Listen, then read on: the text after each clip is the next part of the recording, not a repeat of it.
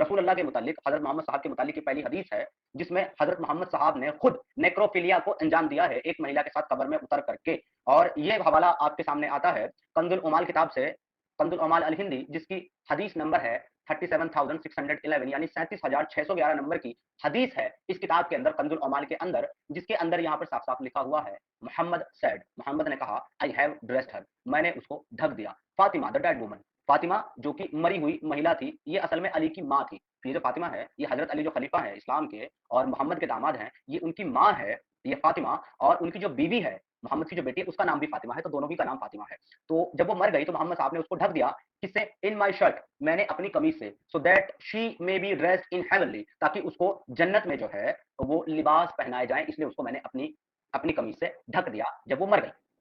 Rock and I have laid with हर, और मैं उसके साथ सो गया, इन हर ग्रेव, उसकी कब्र में, so that the pressure of the grave may be elevated from her, ताकि उसके ऊपर से कब्र का जो अजाब है या जो कब्र की जो सख्ती है, प्रेशर जो है, सख्ती जो है, वो हट जाए, इसलिए मैं उसके साथ लेट गया। यहाँ पर इनके स्कॉलर अपने लिखते हैं कि मोहम्मद ने यह काम इसलिए किया था कि मोहम्मद की जितनी अजवाज हैं, बीबियां हैं या लौंडियां हैं जिनके साथ उसने मुबाशरत की है, वो जो है उस हिसाब से निकाह करते ही वो उम्मुल मोमिनीन बन जाती हैं, यानी कि तमाम मुसलमानों की माएँ बन जाती हैं। और जो मोहम्मद की बीवी हो या जिसके अंदर मोहम्मद का नुत्फा, नुत्फा कहते हैं स्पर्म, जिसका अंदर मोहम्मद का स्पर्म हो, उसको ना तो अजाब कब्र होगा और ना वो जहन्नम में जाएगा, क्योंकि मोहम्मद का तो बॉडी का एक एक पार्ट जो है ना वो जन्नती है, सो कॉल्ड मुसलमानों के मुताबिक।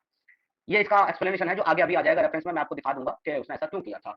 आगे चलते हैं। Muhammad the prophet of Islam took off his shirt, Muhammad जो कि इस्लाम के नबी हैं, उन्होंने अपनी शर्ट उतारी and placed it on a dead woman, और इसको एक मर्द महिला के ऊपर डाल दिया, एंड ले with her in her grave, और उसके साथ उसकी कब्र में रसूलुल्लाह लेट गए। The Arabic root word use for intercourse in the phrase farewell intercourse, वो अरेबिक का रूट वर्ड जो इस्तेमाल किया गया था इंटरकोर्स यानी के मुबाशरत, यानी के यौन संबंध बनाने के लिए जो इस्तेमाल किया गया था, फेयरवेल इंटरकोर्स के प्रपोजल के अंदर जो वर्ड इस्तेमाल किया गया था, वही वर्ड यहां पर मोहम्मद ने इस्तेमाल किया है इस हदीस के अंदर, लेड बाई कह करके, कि भाई मैं उसके साथ लेटा, तो ये जो लेटने वाला है कि मैं उसके साथ उसकी कब्र में लेटा, सेम यही वर्ड जो है वो उस प्रपोजल में इस्तेमाल किया गया था इंटरकोर्स के लिए, उसी का रूट वर्ड जो कि प्रपोजल इजिप्शियन वालों ने अपनी पार्लियामेंट में रखा था। तो इससे साबित होता है कि ये दोनों एक ही चीज है। और एक्चुअली मोहम्मद साहब ने जो है वो इंटरकोर्स किया कब्र में उतर के फातिमा के साथ उनके मरने के बाद। अब यहाँ पर स्क्रीन पर आप देख पा रहे होंगे, यहाँ पर वो वर्ड लिखा हुआ है जो कि उसके अंदर उस प्रपोजल के अंदर इस्तेमाल किया गया था, मुदजा, और यही लफ्ज का जो रूट वर्ड है वो इस हदीस के अंदर इस्तेमाल किया गया है। The farewell intercourse law allows having sex with in the first 6 hour of the death, root word intercourse, and I have laid with her in her grave, root word same, मतलब वही सेम वर्ड जो है मोहम्मद साहब की हदीस में आता है। Anyway, आगे बढ़ते हैं। Since then and based on this hadith, Muslim scholar unanimously agree that sexual intercourse with a dead woman is not a big deal. इस हवाले के एतमाद पर तमाम स्कॉलर्स जो है इस बात से अग्री करते हैं कि मरी हुई महिला के साथ इंटरकोर्स करने में कोई मसला नहीं है, कोई बहुत बड़ी बात नहीं, it's not a big deal. अच्छा, ये अकेला हवाला नहीं है इस तरह की चीजों का, पूरी पीपीटी इससे भरी हुई है, जहां मैं आपको अलग अलग किताबों के अलग अलग हवाले और अलग अलग हदीसें आपके सामने रख करके दिखाऊंगा कि ये किस तरीके से अलाउ है। और सिर्फ मोहम्मद साहब ने नहीं, बल्कि हर एक इंसान अगर कोई भी इसको कर लेता है तो उस पर कोई सजा, कोई हद मुकर्रर नहीं की गई है इस्लामिक शरा में, क्योंकि इसमें कोई मसला ही नहीं है। और मसला क्यों नहीं है, इसका रीजन क्या है, वो भी मैं आपको आगे के रेफरेंस में बताऊंगा। तो आप मेरे साथ चलें, पूरी पीपीटी को कवर करते हैं और आपको सारा कॉन्सेप्ट क्लियर हो जाएगा। अगला हवाला है अल मकसूद इमाम अल सरखसी, इसका वॉल्यूम नंबर 5 है, पेज नंबर 133 है। इसका जूम पेज ये है जहां पर लिखा हुआ है कि sexual intercourse with a dead woman is not an impediment to marriage. Example, a man can marry a dead woman's daughter after having sex with the corpse of her mother. एक आदमी एक डेड बॉडी के साथ अगर ताल्लुक कायम कर लेता है, उसके बाद वो उस मरी हुई औरत की बेटी से भी शादी कर सकता है। क्योंकि ये बात क्यों कही जा रही है, क्योंकि आप जो है उस लड़की से शादी नहीं कर सकते जो आपकी बीवी के पेट से पैदा हुई हो, भले उसका बाप कोई और हो। लेकिन इस केस में अगर आप मरी हुई महिला के साथ ऐसा करते हैं तो उसके बाद आप उसकी बेटी से निकाह कर सकते हैं। इसका रीजन ये है कि इस्लामिक जो सोर्स हैं उसको इस्लामिक स्कॉलर इंटरकोर्स मानते ही नहीं है मरी हुई महिला के साथ ताल्लुक कायम करने को। जैसा कि यहाँ लिखा हुआ है अल मकसूद इमाम अल सरखसी वॉल्यूम नंबर 5 पेज नंबर 139 में यहाँ पे लिखा हुआ है जमा बादुल मौती लईसा जमा, यानी कि जमा का मतलब होता है इंटरकोर्स, बादुल मौती का मतलब होता है मौत के बाद, लईसा जमा मौत के बाद किया हुआ इंटरकोर्स इंटरकोर्स ही नहीं है, जिना ही नहीं है। और क्यों नहीं है, इसका रीजन देते हैं ये स्कॉलर, क्योंकि मरी हुई डेड बॉडी में किसी भी तरह की फीलिंग्स और डिजायर नहीं होती, कोई प्लेजर नहीं होता, इसलिए वो जिना है ही नहीं। इसका भी आगे एक्सप्लेनेशन आपको दे देता हूं मैं।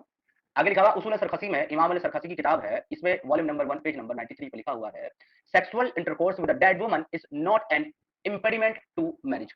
कभी भी आपके लिए रोक नहीं है सेक्सुअल इंटरकोर्स एक मरी हुई महिला के साथ आपके निकाह में, अगर आप उसकी बेटी से या उसके किसी भी ऐसे ताल्लुक से निकाह करना चाहें जो कि आपकी बीवी के किसी भी रिश्ते में आप नहीं कर सकते।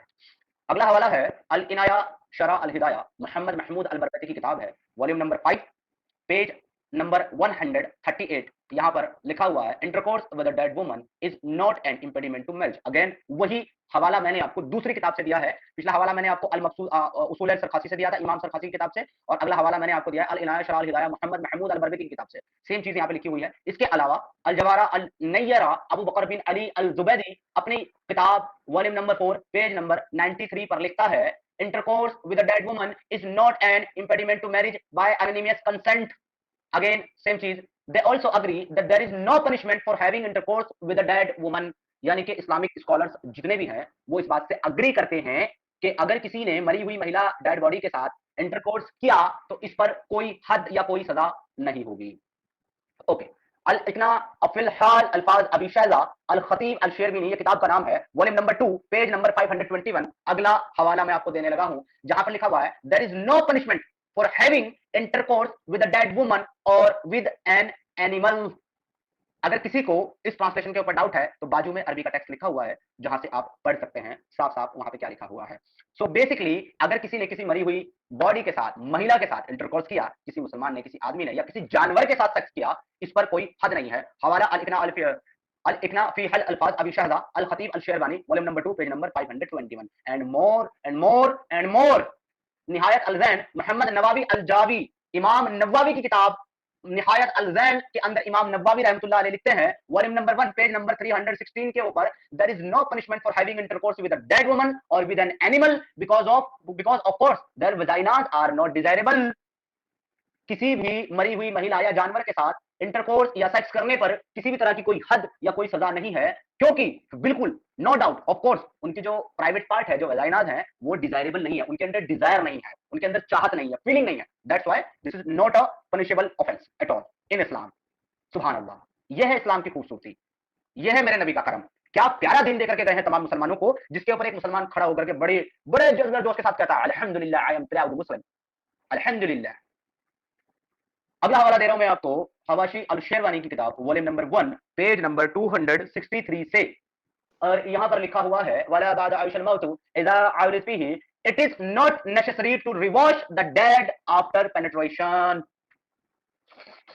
अगर किसी ने किसी के साथ, डेड बॉडी के साथ अगर किसी ने इंटरकोर्स कर भी लिया तो उसको गुस्ल करने की, अपने प्राइवेट पार्ट को धोने की भी जरूरत नहीं है, क्योंकि वो नापाकी नहीं हुआ, क्योंकि उसने उसको जिना कंसीडर किया ही नहीं जाता इस्लाम में। तो there is no punishment for having intercourse with a dead woman at all. क्यों? क्योंकि उसको इसलिए धोने की जरूरत नहीं है क्योंकि डेड वुमन के साथ वला यजिब उबूतिल मौतिल हद, क्योंकि किसी भी महिला के साथ इंटरकोर्स करने पर, जो कि मर चुकी है, उसके साथ इंटरकोर्स करने को इंटरकोर्स कंसीडर किया ही नहीं जाता, तो इसलिए उसको गुस्ल करने की भी जरूरत नहीं है। सुभान अल्लाह, सुभान अल्लाह। There is no punishment for having intercourse with a dead woman. हाँ मेरे दोस्तों, मेरे भाइयों, ये है तुम्हारा वो प्यारा सा इस्लाम जिस पर तुम्हें फक्र है। This is your Islam man. और आप बेशर्मी के साथ बोलते हो I am proud Muslim, I am proud Muslim. मुझे अपनी 1400 साल की तारीख में एक तो ऐसा वाकया बता दो, एक तो ऐसा वाकया बता दो जिस पर तुम्हें प्राउड हो कि तुम मुसलमान हो। प्राउड होने का एक रीजन तो बताओ मुझे।